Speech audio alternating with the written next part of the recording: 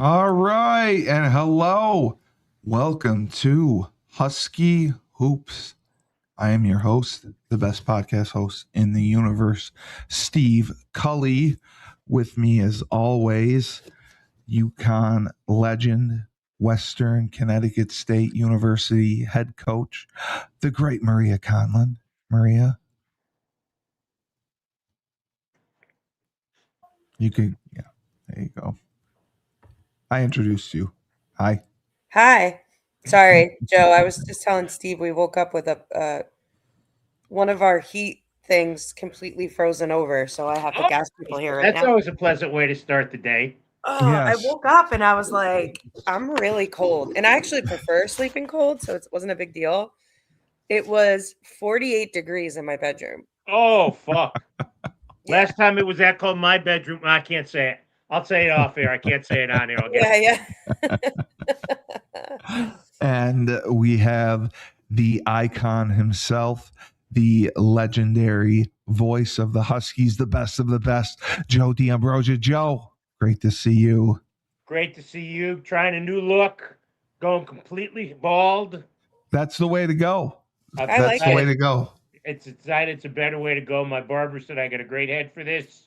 You do. So we're gonna go this way and see what it goes.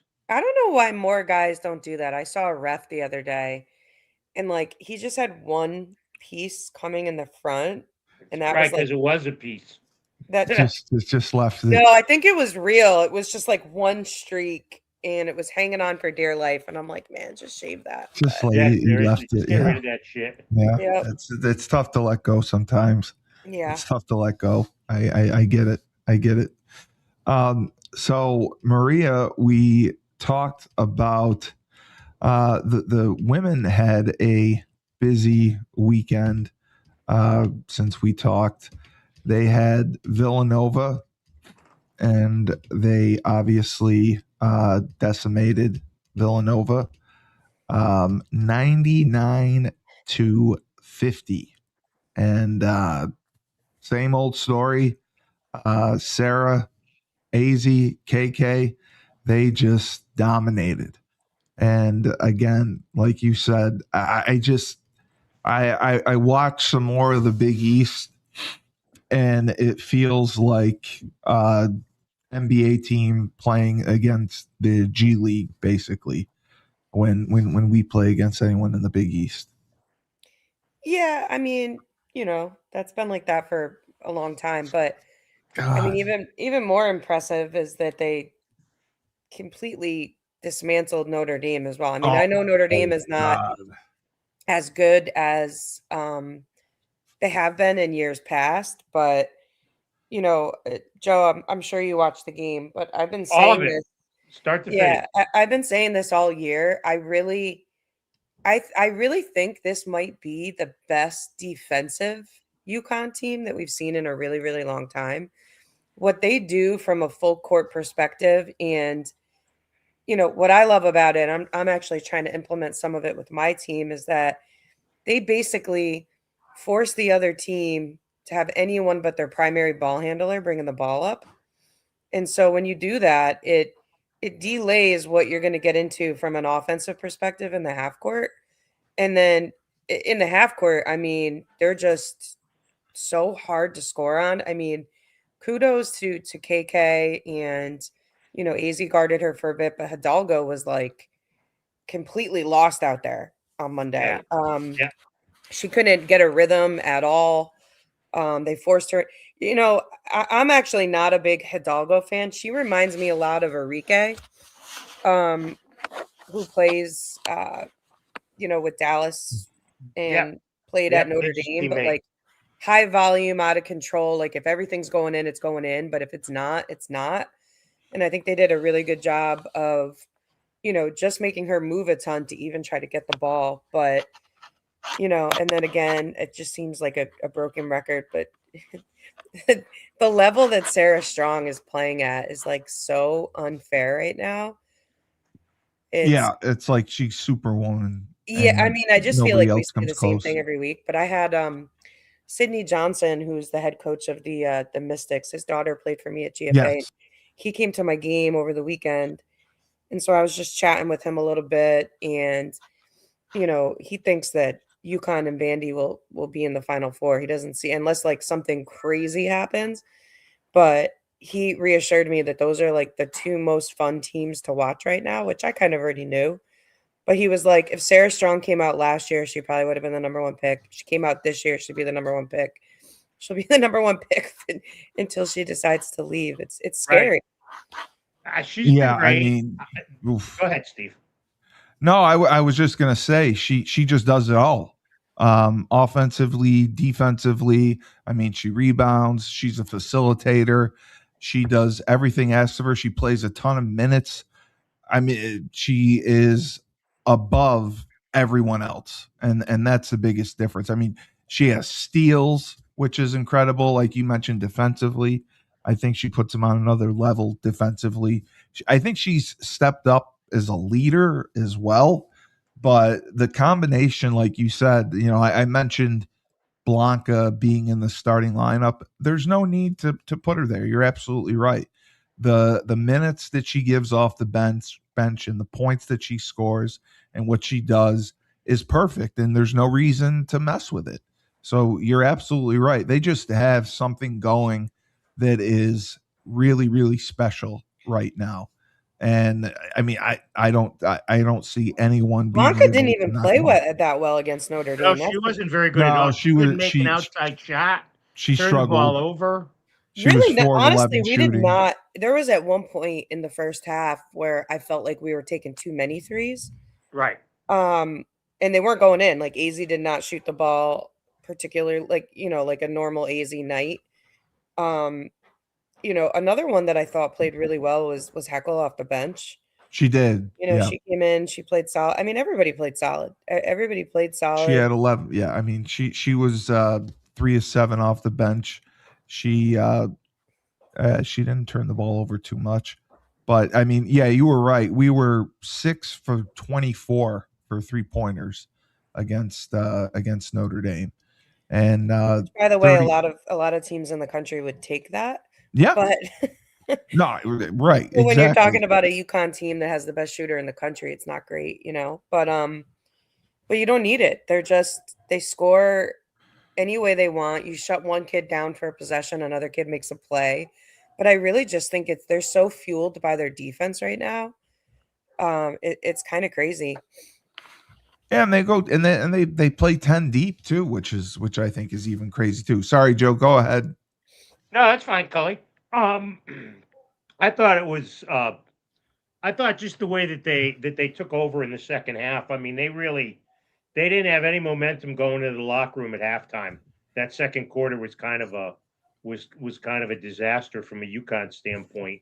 Even though Right. they still led, they weren't playing well. But they just came out and they were so devastating. And I think Maria, you hit the nail on the head with KK. I mean, she's become a disruptor of the first degree, and she had that stretch early in the third quarter that pretty much helped break the game wide open. So to be able to get that out of her, Sarah being Sarah, Heckle, there's a story in the current this morning, and there's a great picture of the bench jumping up and down when Heckle hit that three, hit one of her threes during the game. You didn't even need Blanca to play well. She didn't. Sarah Williams almost got in a fight, which was interesting. And then AZ was okay. I didn't think AZ was awesome.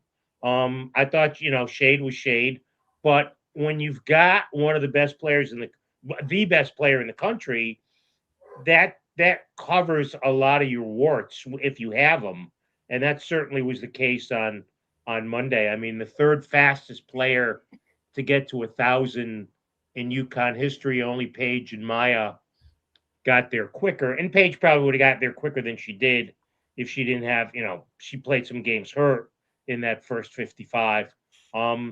He dominated, and to see him do that to Notre Dame, as somebody said on social media, I would have liked to have had a camera at the McGraw household to see how Muffet handled it. Oh, I would have loved that. I Oh, would Right? I pay good money for that. That would have been fabulous. So look, I mean, and if they did that to Notre Dame, and you've said this, Maria, they're going to devastate. I don't care what Tennessee can play 12 players at a time, and they're going to kick the crap out of Tennessee too. So it's hard to say, but and I don't want people to take this the wrong way, but the games are almost unwatchable from here on out. Because No, they really are. if I you mean, like competition, you I mean, try. watch them for the brilliance of Sarah Strong and AZ Fudd and the cohesiveness of the unit. But from a competitive standpoint, I mean, who's going to give them a game? And that's what I was going to say. It's just amazing to Well- watch them from execution, but there's nobody that can come within 10 points of them. Is there left on their schedule? I think with the Tennessee game, because I agree, Joe, I don't think it's going to be like last year. And I think the main difference is that they've shown that they can play fast, right? Like Right. they can press as well. Like they're pressing pretty much all game right now. So I think from a conditioning stamina standpoint, this is one of the best outputs we've seen in a really, really long time, if not ever. Yeah. From top to bottom. I mean, these kids don't even seem like they're breaking a sweat, and they're pressing from the time the ball is tipped until the end of the game. And it's not pressing where they're necessarily trapping all over the place, but what they're doing is smart, is that they're No. having a guard trail back on the inbounder, and the second that ball handler gets over half court or near it, they go over and they trap hard right at half court. Like I said, they're forcing the other team to get it out of their primary ball handlers' hands, and I think it's making a huge difference because not everybody has as many weapons as them. So when you start to do that and you have rushed offensive sets, you're just not getting the same looks. And I just don't think that Tennessee is going to be able to speed us up as much as they could last year. I just think that I mean, kudos to Hootie and her staff too. They just look, I mean, knock on wood, obviously, like healthy, hungry. They look stronger. They look faster, just more efficient and everything from a athletic performance standpoint. And I think that's the biggest dramatic thing that I see against a lot of the teams that we're playing against is that, we look like we're training for the Olympics and these other people look like they're training for like, I don't even know, CIEC state championship, just from an athletic output on the court and what they're able to accomplish, and you're not talking about like, listen, KK is super fast, right? We know AZ can defend. Sarah's going to do it, but they're not like athletic genetic prowess type kids where, No. They play just so think well that together. whatever they biggest did thing. in the off season and in the preseason after that national championship just ramped it up a whole nother level. And yeah, it's scary. I mean, the only downside that we always talk about is just like we said, the rest of these games. And then I look over at Vandy's schedule and they're playing like 7 top 20 teams in the next month. Yeah. So they'll be a little beat up, right? Like there's a benefit to not being beat up all regular season, but they'll also be like really, really battle tested, as will some of those other teams in the SEC. Right. Right. Yeah, Yeah, I and- agree. But I think with another team it might be more of an issue than it is with this UConn team because they're so focused on what the ultimate goal is. Well, they've been there. Yeah, because and it's the ultimate goal every year here. Yeah. It's not and it's this team's not like done it. right. It's not like a school that's a first timer getting to this level, to use an example like Indiana football, who, by the way, Cully, I was right on that prediction too. So, you were right on the spread, Joe. Yes. yeah, I told you. You So, did. You did. 8.5 was too much. Yep. Yeah, I thought it was way too much. But look, they just, I mean, it's a matter now of just fine tuning things, trying to keep getting Williams in a rhythm, trying to make Heckel feel more at home, trying to get Zeibel a little more playing time. So if the need comes, if they get in foul trouble in a game, she'll feel more at ease. Hoping that Caroline can keep, getting back and contributing a few minutes here or there. But other than that, I mean, it's just a matter of how much you're going to win. What's the margin of victory for these games? I think they really wanted to step on Notre Dame's throat on Monday, though. I think that was pretty apparent. Yeah, that definitely showed. And if you look through their scores, very few teams score over 50. And the closest game they had all year was earlier on against Michigan. Right. Ever since the Michigan game, it's been a blowout. I mean, there have been few teams that have scored over 50. Most teams are in the 40s, and there have been a couple in the 60s. But as far as the Big East goes, I don't think there's anyone who's going to come close to giving them a challenge at all. And that is my only concern. They are fine tuning. They're getting better game to game, week to week. That is my only concern, is playing in the Big East I and would tell you, not being Steve, challenged. I would not be concerned with that at all. I think, Yeah, you know, they've done it before, so well, they You're a worry wart, but Cully. you know what? I'm not worried. Here's the thing. It's not like in the last 4 or 5 years where we've been saying like they're really good, they're right there, but they hadn't gotten over that hump of winning. I mean, you've got a bunch of kids on this roster now who won a They're national experienced. championship last Yes. year. That's a Yeah, huge advantage when you go it into is. March, regardless of who you've played all year. You've Right. been there, you know what to expect, you know how to prepare. Um, I'm not concerned about that at all. Speaking of Michigan, that Michigan Vandy game was an awesome game.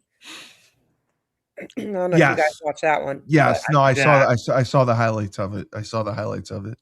Vandy looks incredible. I mean, I was very surprised for what they've done with their football program and what they've done with their women's basketball and program as their well. men are good And the too. men, yeah. I mean, that's when you look at the top 25, that, like I mentioned to Joe, Seton Hall was the only other non-power four team to be in besides us and Gonzaga.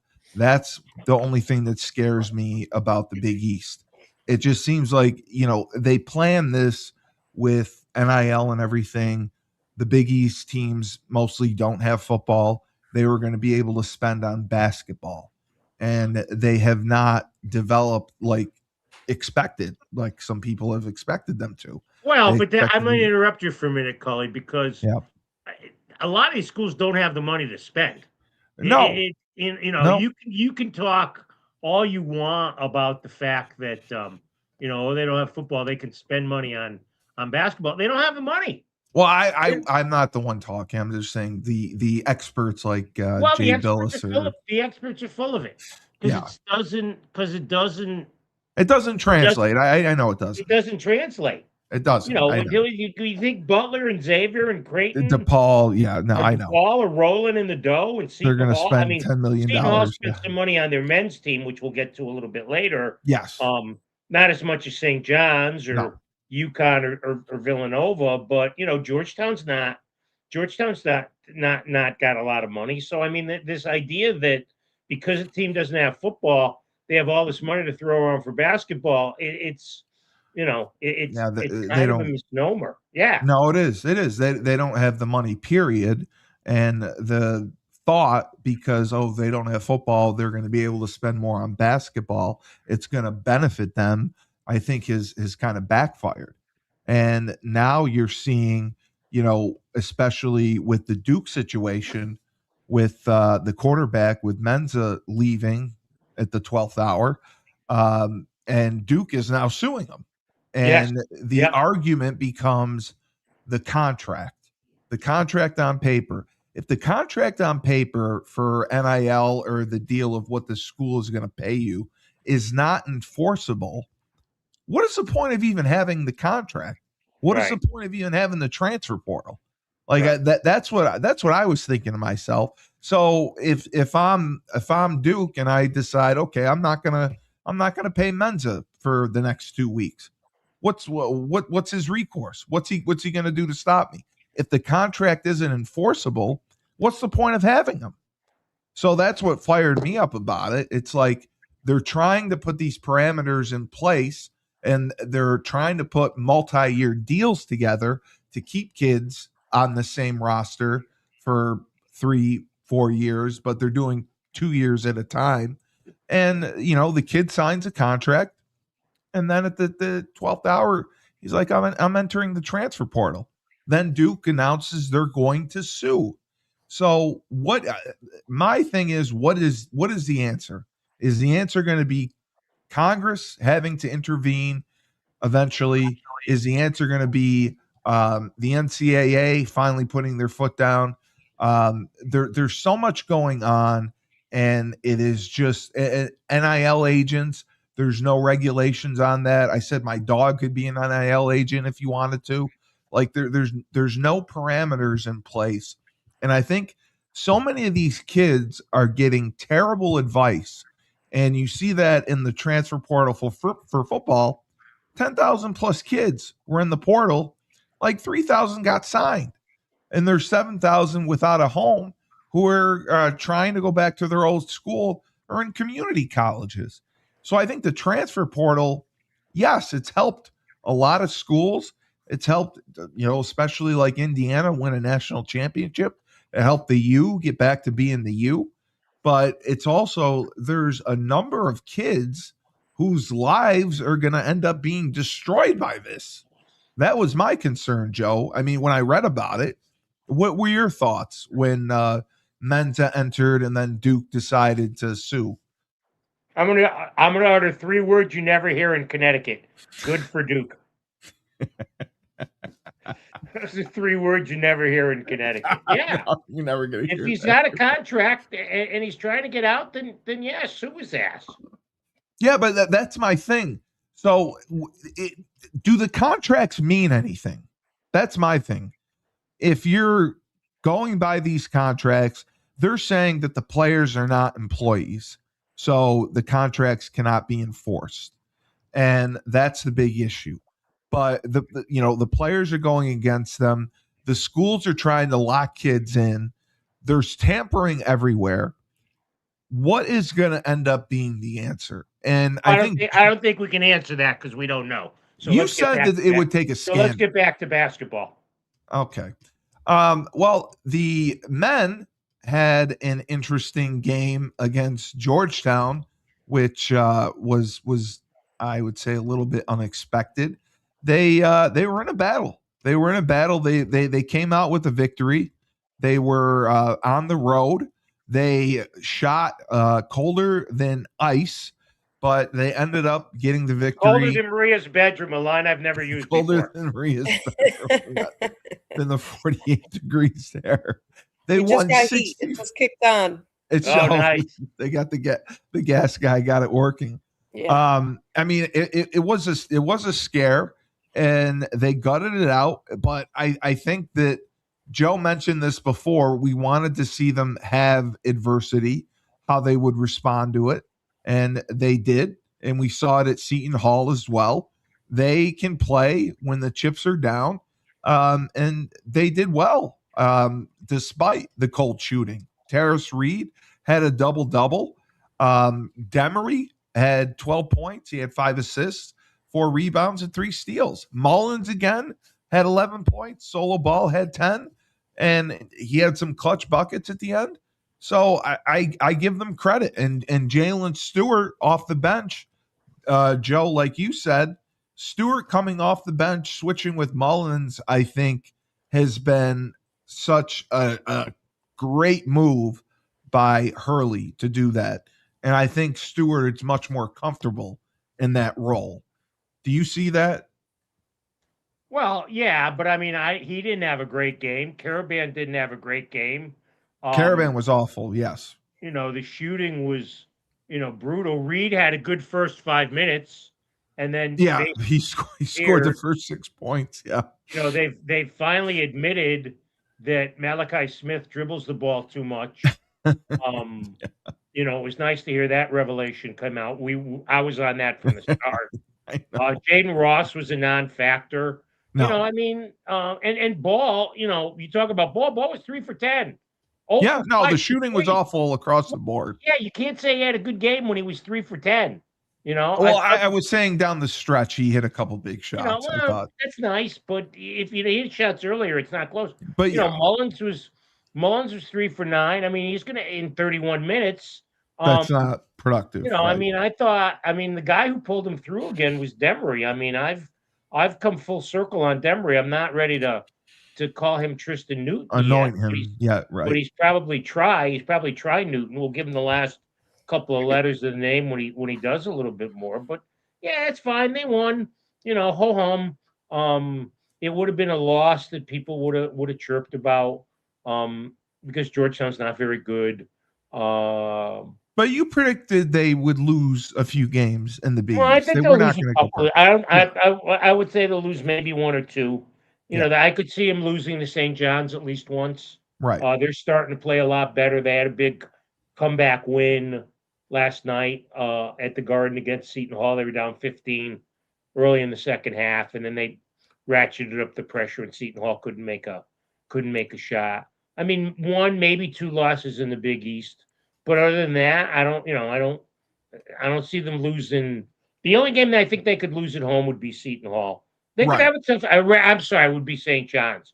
Oh, They could have a okay. tough time Saturday at Villanova. Villanova's playing better. They got a much better coach in Kevin Willard. But yeah, I mean, it's the coach doesn't want anybody to nitpick, but that's part of the fun of following sports is nitpicking. So Well, right. No, 100%.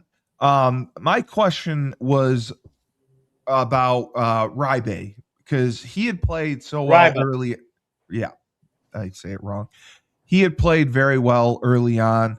He seems to have kind of drifted away because obviously Reed is healthy. Reed is playing more minutes. Right. Do you think they will try to get him going more, or do you think he'll just get what he gets? He's Victor Rosa. He'll get what he gets. He had to throw in Victor Rosa for me.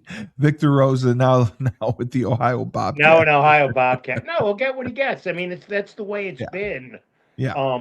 It is for the last few years. Sunogo played all the time. Klingon played once in a while. Klingon played all the time. Johnson played once in a while. It was more equitable last year because Reed was better than Johnson, but he felt a loyalty to Sampson to start him. Ryba play if Ryba plays like 15 minutes a game when Reed's not in foul trouble, then I think that's fine because Reed's probably the best big man in the conference. So he just has to stay out of foul trouble. He's got to stay out of trouble. That's all. Maria, what were your thoughts on this contest? I mean, we were 21 of 58 shooting from field goal range. We were 5 of 26 from 3-point range and 17 of 24 for the free throw line. Yeah, I mean, it wasn't a pretty offensive output, but I haven't been coaching as long as Hurley, but I've been coaching. I mean, listen, there's something to be said that when you still dig it out when you're not playing well. I mean, and on the road too. A win is listen, especially on the men's side, because I'm a big believer that I really think on the men's side, anybody could beat anybody on any given night. It's just, the difference. Like if you come and you watch our men's team, our WestCon men's team, they are just as athletic as the guys that you see out there. The only difference is the guys that UConn has are bigger and a little bit more skilled. But anybody can get hot one night on a night where you're getting really cold, and that's the difference. But, I think different from last year, because last year we lost a bunch of these. Like we did. No, we lost the close games. Yes. So I think, it's a dramatic, dramatically better in terms of you got a team that guts it out and you find a way to win. I'm walking away going, listen, I'll take it. I'm sure Hurley's not like thrilled, just like Gino wasn't thrilled at halftime Monday night, I'm sure. But at the end of the day, when you have more points on the board than the other team, it's still a win. And I think I said this last week. It's like when they go to the tournament and they do the seeding and they do whatever, they don't say, well, how much did you beat Georgetown and Seton Hall by? A win is a win is a win. Right. Yep. So, 100%. 100%. And I mean, I totally agree with Joe. I got to watch Demery a little bit, and he definitely puts on a clinic when he dribbles. He loves to dribble a lot and showcase his skills, and that has to stop. No, and that's Demery Smith. I mean, Malachi. Sorry, Malachi. Yes, he definitely loves to put on a clinic when he dribbles, and that was the first time I really noticed it. But it is fairly obvious. But I think the schedule is advantageous to them because they don't play again until Saturday. They'll get some rest. They got Villanova coming to our place, and that'll be a big game. And I think they'll have a good chance to win that as well. They've won, I think it was something like 14 in a row since was it the Arizona game they lost? But they've been on a roll since then. And I think, like Maria said, gutting it out on the road against Georgetown, despite the cold shooting, shows the toughness and the grit that this team has that the team last year may have lacked. Do you agree with that, Joe? Oh yeah, this is a much tougher team. I think Demery brings that, and Smith, even though he dribbles too much, is a tough player. I think Mullins is a baby faced assassin. He Um, is. and the rest of the kids have grown up a little bit more from last year. So yeah, I think it's a tougher team. I think they're better at withstanding adversity. But I will say this: the one thing that we've yet to see is a killer instinct. Right. Get a 10 Right. point lead and make it 20. Don't let it get down to 3. Right. That against the good. Now they did that against the non-conference games early in the season that weren't BYU and Arizona and Kansas and Florida and those type of people. But yeah, I mean, it's again, it's like watching the Yankees or the Celtics in their glory days, or really, top Montreal Canadiens. It doesn't matter what you do in the regular season as long as you get to postseason. It's all about the postseason. It's about the Big East tournament, and then more importantly, about the NCAA tournament. Do you think that, I mean, despite the wins that they're having, that either team is going to have trouble staying motivated, staying Go hungry, playing against the schedule? go ahead, Maria. I'll let you tell him he's full of crap first. Okay, thank you. You already said it, man. You took the words out of my mouth. There's Steve, no it's way. his job. It's his job to kind of say stuff that he knows we won't agree with, right? Yes, exactly. He does, and you know what, Maria? The good thing is he does it very well. Yeah, you do. And with a smile, Steve. Gotta love it. Yeah, not out of anger. I like that, Steve. Well, I was just asking, because they're dominating everyone. I mean, is it going to be tough to get up for No, Creighton and Butler and no. Xavier and Their those types of coaches are too schools? good. Their coaches Yes, are too good. They they're won't not let going to them. allow it to happen. They won't let them get into a game with that attitude. So, yeah, Yeah, I and it's respectfully good. disagree with you, Cully. And the St. John's game they have at home, which is good. And other than that, I mean, really, in Seton Hall, they got it home. Well, So because they've they already played. played Seton Hall on the road. They That's what I'm also have saying. St. They Yeah, but they played the also have St. John's on the road. right. Okay, I didn't see that. I didn't They know play everybody twice, once home, once away. I didn't know they hadn't played St. John's yet. Okay, so they have St. John's twice in the same month. Okay, that's coming up the 6th and then the 25th. But I mean, just watching both these teams, do you think realistically, and this was asked by our good friend Christy, uh, that both teams will have a chance to win a national title like back in 2004 And 2014. and 2014? Don't forget Sorry, 2014. So, sorry, yes, I think 2014. the women, I think barring a catastrophic injury, the women win the national championship. I think the men have as good a chance as anybody, but there's a much more level playing field with the men. You've got Arizona, you've got Michigan, you've got Houston. So there's far more competition for the men, I think, Maria, than there is for the women. Yeah, no, I mean, listen, I totally agree. Barring any major injuries, I don't see how the Yukon women don't go to the Final Four. I'm Right. just going to etch that in stone. So the men, I think more on the men's side. I'm not saying this isn't true on the women's side because it definitely is.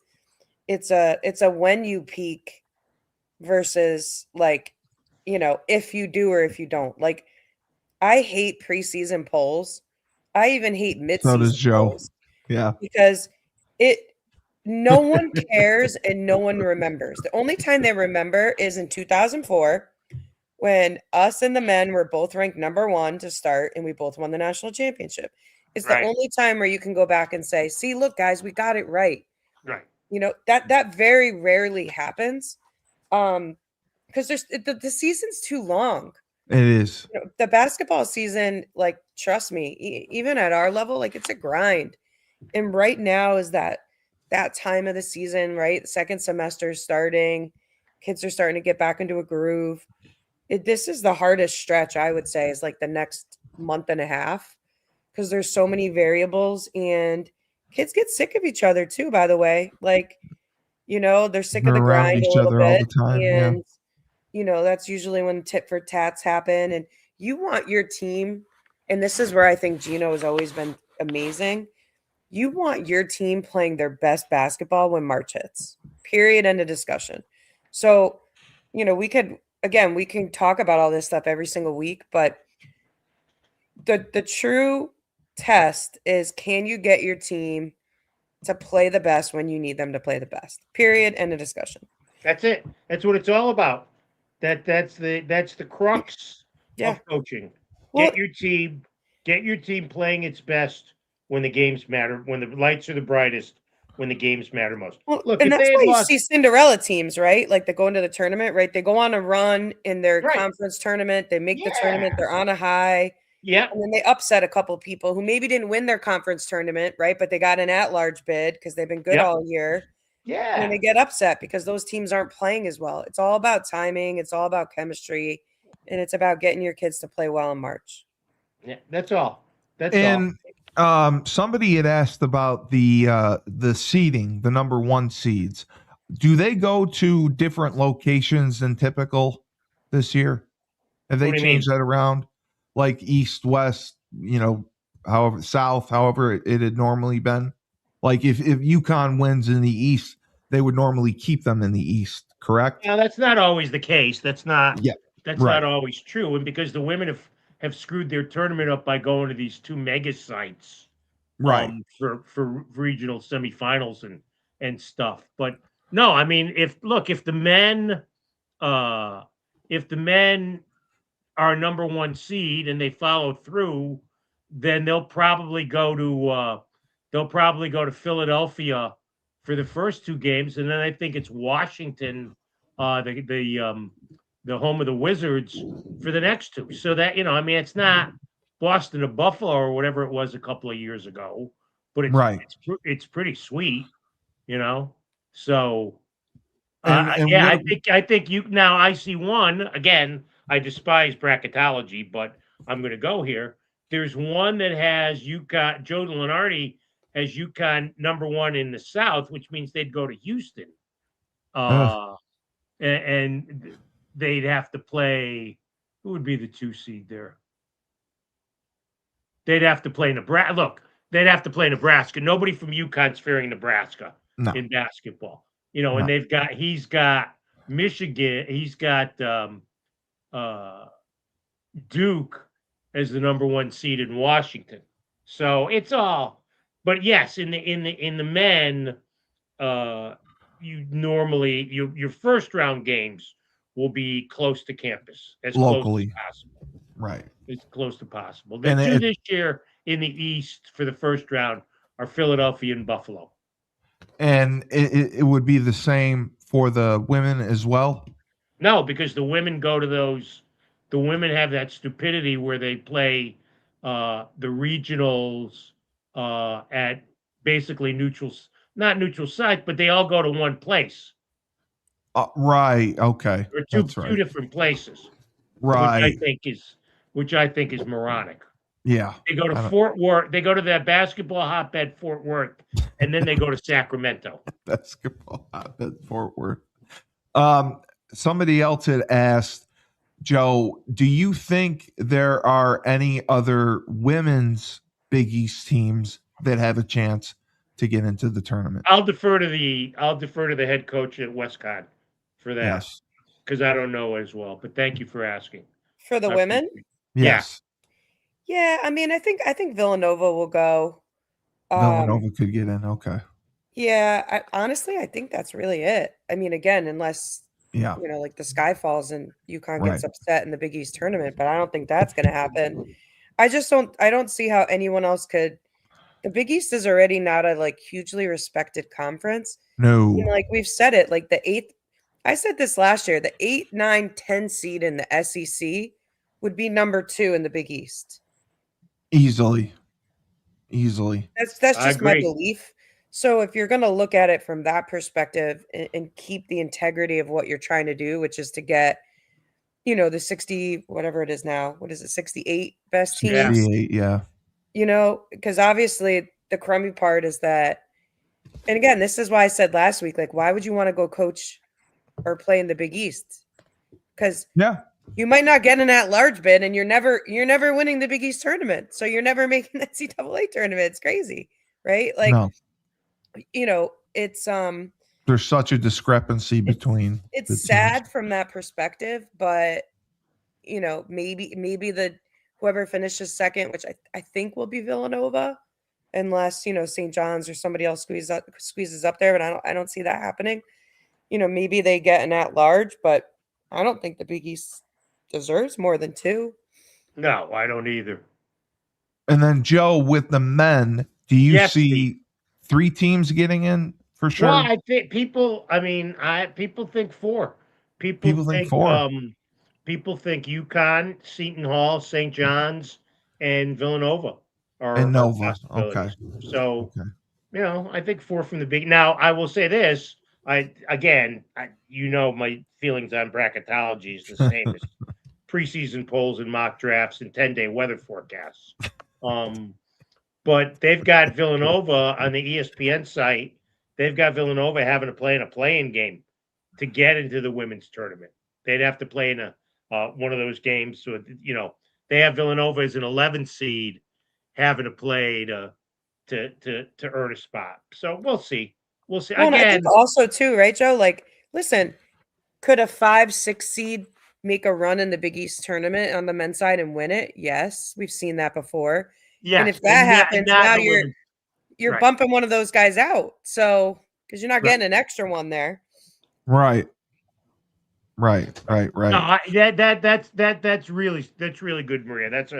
That's a great point. There's no Cinderella in the Big East win. Well, they're all Cinderellas compared to UConn. In the men's side, you could have Seton Hall as a 4 or somebody as a 5 catch lightning in a bottle like Yep. we Right. did in 2011, Yep. and win the title, or Georgetown did a couple of years ago when Patrick Ewing was their coach. So Right. Right. And then Joe, looking ahead to the game against Villanova at yes, Steve. home on Saturday, what do you see for that game? What is your prediction there? It's at the XL, right? I think, or Yep. is it a Gamble? Yeah. It's So I at mean, XL Villanova, as I said, Villanova's better. They've had a good year. They're 8-2 in the in the conference. conference. Yep. One thing with Willard as the head coach, they'll be ready to play. Um, so we'll see. I mean, I think it'll be a good game. I think it'll be a bit of a challenge, but I don't think anybody from UConn's losing sleep over it. I can tell you that. Right. You Right. take care of business, and you'd have to think they're going to shoot the ball better. You can't Yeah. imagine shooting as poorly as they did Against on Georgetown. Saturday against Georgetown. Yeah, they're not going to be as cold as they were 2 games in a row. And then I believe Maria. Providence is after that. Yes, Providence at Gamble on Tuesday the 27th. Maria. Anything for Georgetown on Thursday and Seton Hall on Sunday? Um, I Just think total annihilation. I think we combined to win by 80. Wow, I like that. I think I it's like a 40. that. I think it's a 40-piece each game. I love Yeah. it. I love it. I Yeah, you love know it. what, Marie? I think you're spot on. Yeah, I it's love a it. 40-piece each game, and, like, I didn't say this earlier, but when I was watching on Monday, the crazy part is, like, we have 4 kids that weren't dressed. What other team in the country could have 4 kids not dressed right now and Mm, dismantle Notre Dame the way that we just did? right. We made Totally. Notre Dame look like a I mean, it was like, JV it's team. crazy, you know? Yeah. Yeah. I I think they mean, could come out. I think they could come out a little slowly against Georgetown because A, there won't be any atmosphere, and B, it would be natural to uh have a letdown or some to sort, have a little bit of a letdown at the start of the game.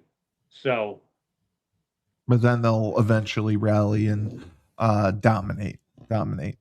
Well, I watched the Notre Dame game because I thought it would be somewhat competitive, and I was completely wrong.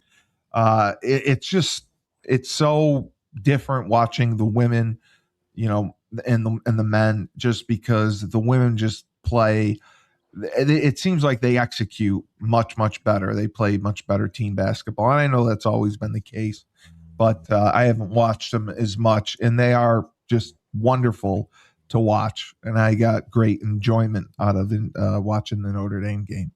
But yeah, it'll be interesting to see what will happen, and I think we'll come out with a couple victories, and we'll keep rolling. This is I a wouldn't special throw the year. men's style of play under the bus as quickly. I mean, maybe it's not as clinical as the women's style, but No, they it's not. run a very um, complex offense. I love Yes, their Um, offense. yes, yeah, yeah. They have they set run a plays. very complex offense. So I don't know if it's No, and I think besides, honestly, like, because I know it's like it's a version of the Princeton offense, but it's like a couple things combined. well, he's got some European concepts in Yeah, there and I stuff. don't think there's like, and obviously I haven't seen everybody out there play this year, but I mean he's been running this for the last couple of years. I don't think there's anyone better that puts in an offense for men's college hoops like Hurley does. No, I agree. I mean, those guys don't stop moving for a second. There's No, counters to everything. I think their offense is, in terms of getting the looks that they want, is top notch. yeah. Nobody's ever standing around. Everyone's Yeah, you moving, can't put listen, Hurley, cutting. Yeah, as we all know as a coach, you can't put the actual ball in the hoop for them. I've learned that the last 2 years, but you can set them up to get high percentage shots, which I think they do a really good job of in their offense. And their big guys come on the outside, they spread the floor, they got cutters everywhere. I think it's one of my, like, I watch their offense more than I even watch the women, yeah. because the women, it's hard to it's so easy for them. You don't see as Because they much have of the so many complexities, players. but Right. he runs great stuff. All right. Well, guys, great Well, hold show. on, we got to do the football picks Oh, yes, the now. NFC and AFC championship games. Pats, Now, um, Pats. Schumann was 1-3 last weekend. Correct. He had the only game he picked right was the Bears. Maria No, the Bears against the lost, by spread. the way. Bears What? lost. Bears lost. Yeah, but it was the Yeah, but line. Oh, Bears the spread, line. you Sorry, the moron. spread. What do I have to Sorry, the do that spread. with you all the I time? keep forgetting the spread. Yep. Maria picked the Patriots, but also picked Buffalo, the 49ers, and the Rams. So she was 1-3. Cully, you picked the same 4 teams as Maria because you want to suck up to her so you can stay Yes, in her place. that's exactly Um, right. Yes. so that made you 1-3. Well, I, who also Yeah. had the Indiana game right, picked Denver. That was a win. Picked Seattle. That was a win. And picked Chicago. That was a win. And I don't call it the Patriots game because I'll never pick the Patriots. You will never pick the So, Patriots. I agree. so I was 3-1, which gives me a 7-3 record on the weekend. So here are the spreads for this week, So and Joe we'll should be the go. parlay guy. We'll go coaches first. The Rams are 2.5-point underdogs at Seattle. Seattle. Cully? Seattle. Yeah, I agree. I think Too hot. Seattle, especially at home. All Seattle's right. good. Now, the Patriots, who have had the softest schedule ever, of anybody to get to a conference championship, and then had played two teams in the playoffs who wouldn't qualify for the college football playoffs the way they played.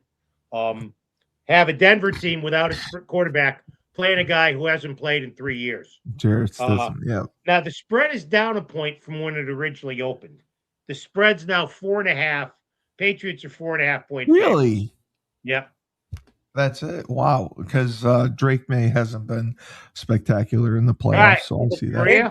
Listen, the Patriots defense was really good the other day. Yeah.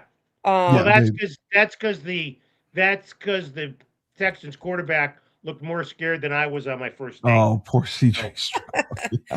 I'm taking the Pats. I got Pats, Seahawks in the Super Bowl. Cully? Yeah, I got to go with New England as well. You taking Denver, Joe? It pains me. Yeah. I don't think I'll have any more pain in my procedure tomorrow than I'll have.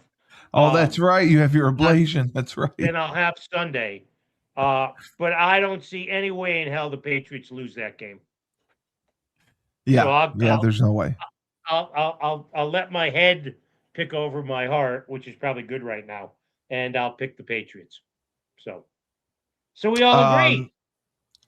We had a debate. Coach of the year.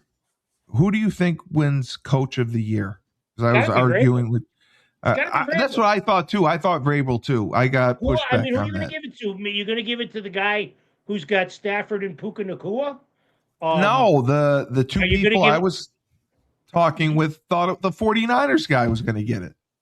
The one other guy who could win it is the Seattle coach, McDonald. That's what I thought too. I thought Mike McDonald. No, it's got to be Vrabel.